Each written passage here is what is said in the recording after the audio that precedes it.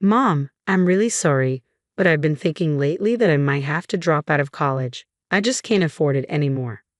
What do you mean? Shouldn't you be able to get by with $3,000 a month? Isn't what I send you enough? Wait, Mom, you've never sent me anything, have you? Her words hit me like a punch. I was sure I'd been receiving money from her every month. There's only one explanation for this. Anger started to boil up within me. The person I decided to confront was my own mother. My name is Beatrix. I lost my husband early, and I've been raising my daughter, Anita, all by myself. Our life together has always been a stretch. I never had the time or money to worry about my appearance. Did I look so miserable? Occasionally, my mother-in-law would look at me with disdain. Beatrix, can't you at least try to improve yourself a little? Your hair, your clothes, you look, well, a bit shabby. I'm sorry, I'll try to do better. It hurt to be criticized, but she was right. I had no choice but to accept her words. I've never let myself get angry or snap back at her. In the spring of a certain year, my daughter, Anita, was accepted to her dream college. It was a far commute from home, so she decided to live on her own. Anita, I'll do my best to send you money, so you have to do your best to study. Don't push yourself too hard. Remember, your health comes first. Mom, that's my line. I'll work part-time too. Don't worry about sending me money. Her thoughtful words filled my heart. Anita had grown up to be such a kind child. Even though our life had been tough compared to her friends and other families, I wanted to support Anita and make her college life as fulfilling as possible. I didn't want her to have to worry about money, so I worked harder than ever before. $3,000 a month, that was my goal. If I could send her that much, she wouldn't have to work a part-time job.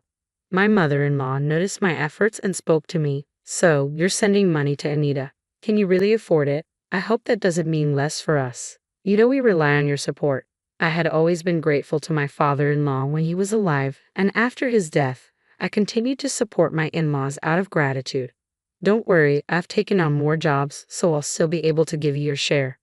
Oh, I see. That's fine then. After losing my husband, my income was unstable, and I guess my mother-in-law was worried. I understood her concern, so I never thought about reducing my contribution to my in-laws. Supporting my in-laws and sending money to Anita, it was more than $3,000 in total. Still, I managed to send it all, even if it meant cutting back on my own food and clothing expenses. Working all day and night was tough, but the messages from Anita always encouraged me. Mom, I've made friends. Mom, there's this weird professor, but the class is so interesting. Mom, I didn't do well in class today and got scolded, but I'll keep trying. Reading such innocent messages from Anita, I could sense she was enjoying her college life. Any exhaustion? I felt utterly blown away, a mix of pride and concern swirling within me. I had poured my heart and soul into working hard for Anita's happiness. But as time passed, her messages became sparse until they stopped altogether. A few months later, the cheerful updates ceased entirely. Whenever I reached out in worry, her responses were curt, "I'm okay." Could it be that college life had consumed her, causing her to forget about her mother? Or perhaps she had found a boyfriend and was solely focused on him. One day, lost in such thoughts, my phone rang suddenly. It was Anita. "Hello, Anita. What's up?" It was unusual for her to call. We typically converse face-to-face at home. Even after she moved to college, most of our communication was through text. "Yeah, I'm sorry, Mom. What happened?" Anita sounded down. I could sense something was amiss, so I concentrated on her voice through my smartphone.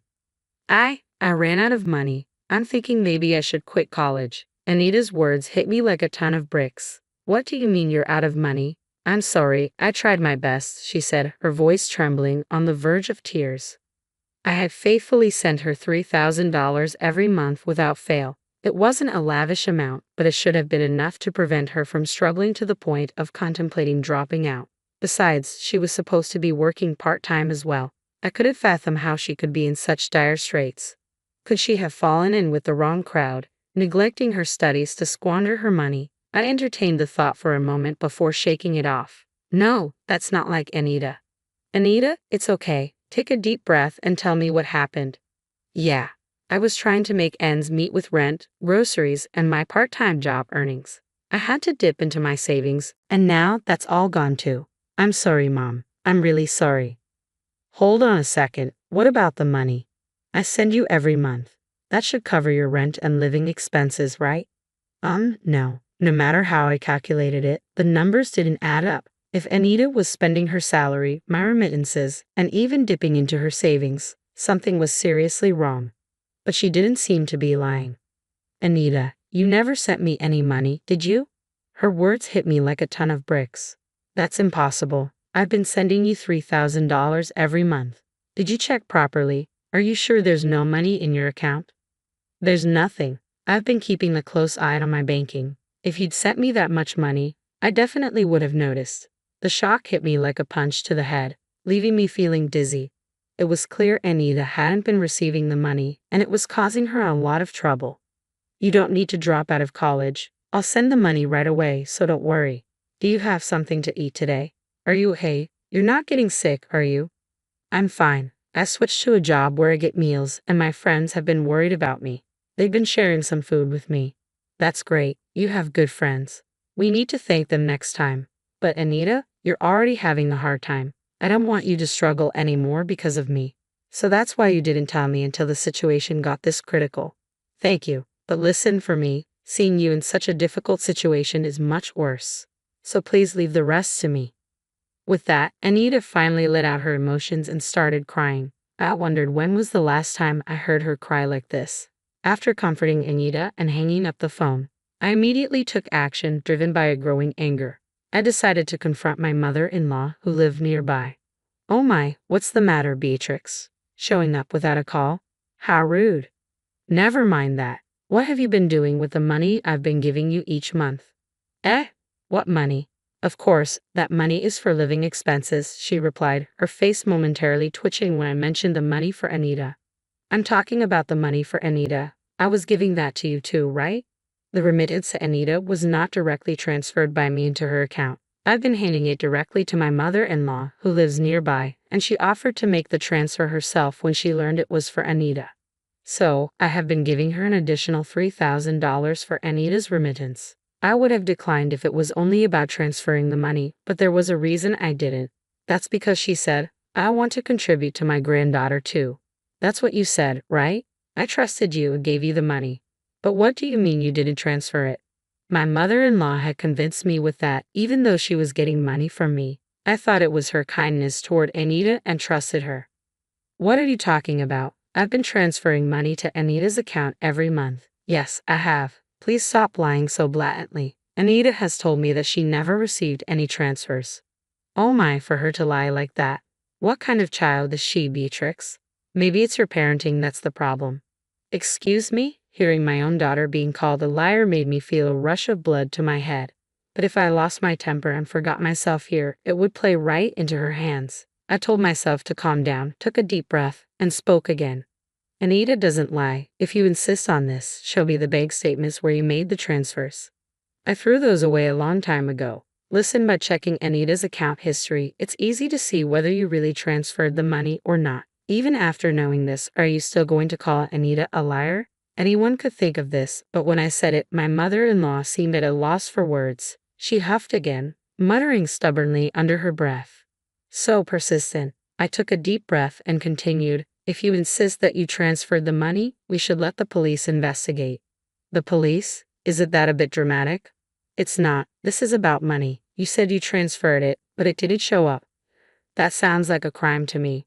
We need to get it properly investigated. I don't think we need to go that far. Well, then I'll contact them now. No, stop. As I pretended to call the police, she lunged to snatch the phone from my hands. She missed and stumbled, then fell down and started crying. I never expected the mere mention of the police to have such an effect. In reality, I wasn't sure if the police would do anything in a situation like this where it was obvious that a family member was involved. But the word police itself seemed to weigh heavily on her. Despite her sobbing, I felt nothing. Anita, who had tried so hard not to cry, was the one who had suffered. According to her subsequent confession, she had always loved shopping. She probably had a shopping addiction, although she didn't seem to realize it. She tearfully told me about how her husband had once cut up her credit cards and how difficult it was for her. As far as I could tell, it was entirely her own doing, but she didn't seem to understand that. I suspected something was off. My mother-in-law kept getting the same amount of money even after he passed away, but I started getting requests for money earlier than expected. That never happened when he was around because he never gave me any money. When I went grocery shopping, he would check all the receipts, and I had to return every cent of the change. Can you believe that? It was awful. I felt so pitiful. I couldn't begin to understand what she thought was pitiful and didn't bother trying. In other words, when her husband was alive, he managed the household finances and kept her from having any extra money.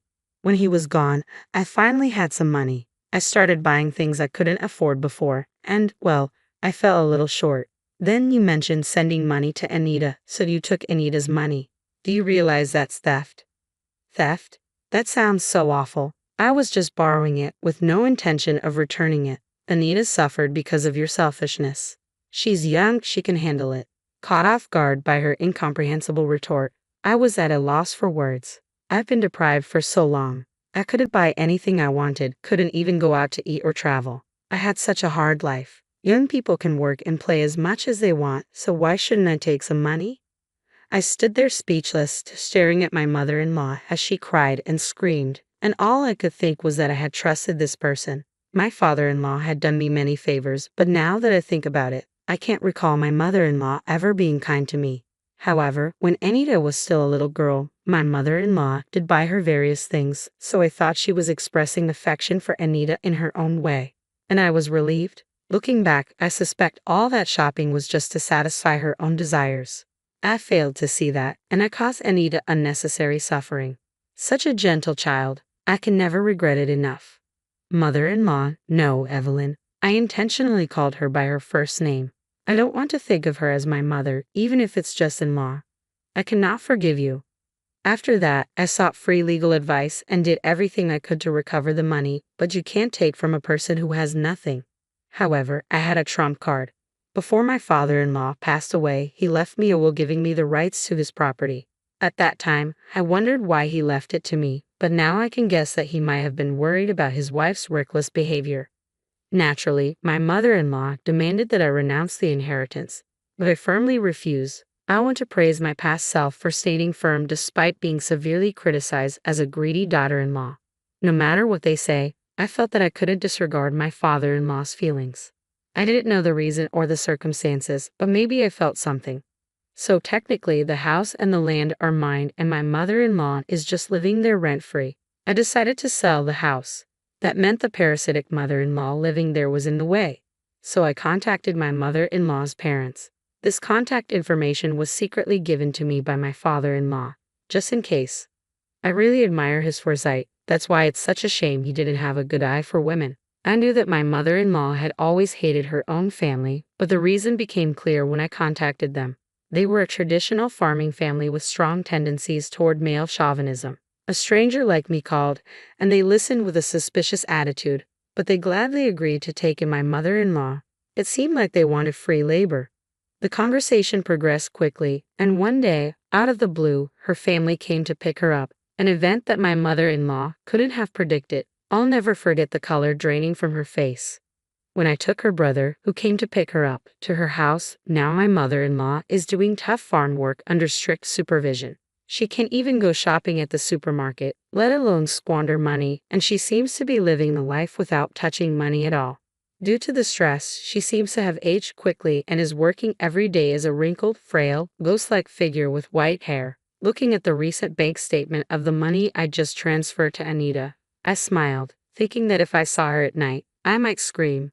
The house sold easily. It wasn't in a particularly good location, but once I decided I was okay with selling it for a low price, a buyer came forward immediately. The amount was enough to recoup the money wasted by my mother-in-law. I used that money without hesitation for my living expenses, and I sent Anita the money I earned from working. It's all money, but somehow the money I got from selling the house feels tainted, and I didn't like that. I've transferred this month's money just now. With that thought, I quickly texted Anita. Even if I hadn't transferred the money, as long as I had communicated that I had sent it to Anita, she wouldn't have discovered the mistake so late. I regret now for neglecting such simple communication due to my busy schedule. The reply came swiftly, got it? The message full of Anita's usual energy, accompanied by a string of cute emojis. She checked so quickly, but these days it seems you can easily check your bank balance on your mobile phone. I don't understand it at all, so I can only admire the adaptability of the young. Since then, Anita started sending messages frequently again. With the money reliably reaching her, her life must have become stable. It's clear from her texts that she's energetically continuing college without quitting. While I was feeling pleased, another message arrived from Anita. Looking at it, my eyes widened, and I broke into a grin. Mom, there's someone I want you to meet. I didn't expect this day to come. It was all worth it. I can't sit around. I need to prepare something good. I changed my plan and headed to a high-end supermarket I don't usually go to. Since I no longer have to send money to my mother-in-law, there's a bit more wiggle room in my life. I've even been able to quit a few of the jobs I was juggling. I wondered what kind of food my daughter's partner likes. With a bit of premature speculation, I laughed. In the near future, I plan to invite the fresh-faced couple to our home and treat them with the best hospitality I can muster.